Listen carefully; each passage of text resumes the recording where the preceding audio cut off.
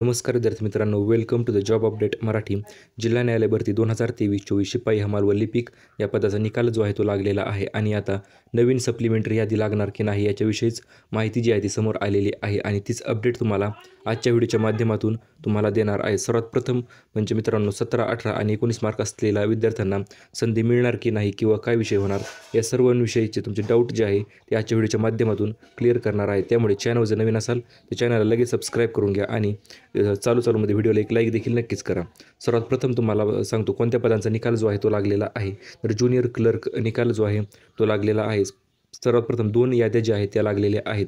एक आहे नॉर्मल यादी म्हणजे सर्वांचे नॉर्मलायझेशन झालेले स्कोर जे आहे ते यादीत असणं होते आणि दुसरी यादी म्हणजे ज्युनियर क्लर्क म्हणजे ज्या कॅन्डिडेटचे सिलेक्शन झालेले आहे किंवा इलिजिबल कॅन्डिडेट आहेत त्यांचे यादी जी आहे ती लागलेली होती. त्याच्यानंतर पिऊन हमालचा देखील त्याचप्रमाणे 2 याद्या ज्या आहेत त्या लागलेल्या आहेत. एक नॉर्मलायझेशन यादी आणि दुसरी म्हणजे सिलेक्शन यादी.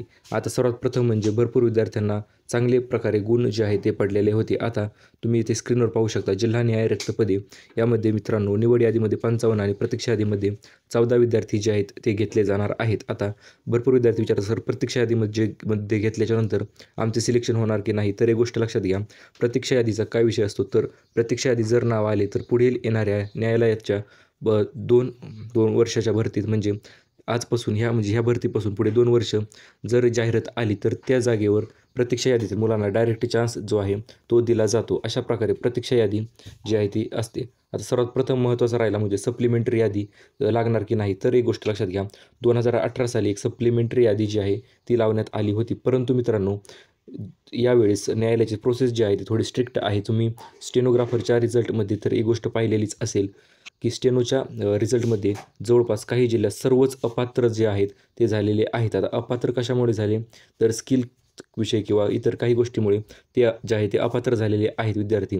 आता स्टेनोची जी आहे ती सप्लिमेंटरी यादी हे बहुतेक लावू शकतात, कारण की महत्त्वाचा मुद्दा म्हणजे त्यांना तेवढ्या जागा ज्या आहेत त्या तर भरायच्याच आहेत. परंतु त्यासाठी विद्यार्थी जर कमी पडत असेल तर मेरिट थोडं कमी करून भरपूर विद्यार्थी जे आहे ते सप्लिमेंटरी यादीमध्ये घेतले जाऊ शकतात. हे झाला स्टेनोग्राफर विषय. आता शिपाई आणि हमाल लिपिक तसेच या पदासाठी सप्लिमेंटरी यादी 2023-24ची लागणार की नाही. आता 2018ला लागली होती मित्रांनो, परंतु त्यावेळेस भरपूर विद्यार्थ्यांना संधी देण्यात आलेली होती. आता यावेळेस प्रोसेस जरा स्ट्रिक्ट असल्यामुळे यादी लागू शकते, परंतु मित्रांनो लागणच असे नाही. म्हणजे यादी जी आहे ती जर त्यांना विद्यार्थी कमी पडले आणि त्यांच्या इच्छेप्रमाणे म्हणजे क्वालिटीप्रमाणे जर विद्यार्थी त्यांना नाही भेटले तर नक्कीच तुमची सप्लिमेंटरी यादी जी आहे ती लागू शकते.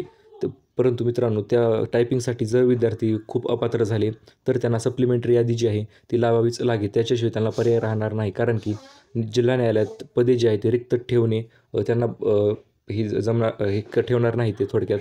त्यामुळे आता पुढील येणाऱ्या अपडेट्ससाठी तुम्ही चॅनलला सबस्क्राईब करून ठेवा, जेणेकरून पुढील येणारे कोणत्याही अपडेटविषयी सर्वात प्रथम माहिती जी आहे ती तुम्हाला भेटत राहील. Thank you for watching.